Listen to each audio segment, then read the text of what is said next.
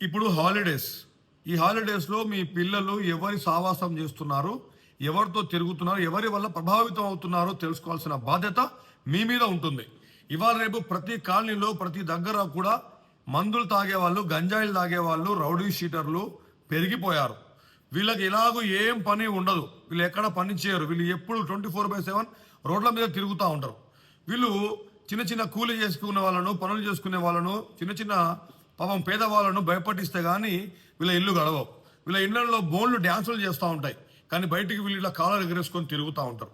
వీళ్ళు real estate బ్రోకర్ల దగ్గర వాళ్ళను వీళ్ళను దౌర్జన్యాలు చేయడానికి కూలీలాగా పనిచేస్తుంటారు కాబట్టి వాళ్ళు ఇచ్చిన డబ్బులతో రోజు బీర్లు బిర్యానీలు తాగుతూ తిరుగుతూ రోడ్ల మీద అంతా షో చేస్తూ ఉంటే దాన్ని చూసి మన యువత మన పిల్లలు చెడిపోయే అవకాశం ఉంది. అరే వీళ్ళ లైఫ్ బాగుంది, వీళ్ళ వల్ల అందరు భయపడుతున్నారు, కానీ వీళ్ళ వల్ల భయపడేది కేవలం చిన్న చిన్న కూలీలు నలలు చేసుకునే వాళ్ళని ఆ యువత గ్రహించలేరు.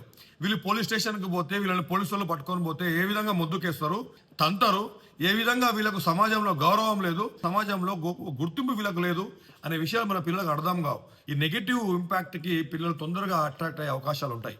ఈ హాలిడేస్లో కంప్యూటర్ నేర్పించడం కావచ్చు, ఇంగ్లీష్ నేర్పించడం కావచ్చు, ఏదైనా కోర్స్ నేర్పించడం కావచ్చు, లేదా మీరు మీ పిల్లలు తీసుకొని ఎక్కడికైనా మంచి విహార యాత్రలకు కానీ ఏమైనా మంచి ఎక్స్ప్లోర్ చేయడానికి కానీ ప్రదేశాలు వినియోగించండి.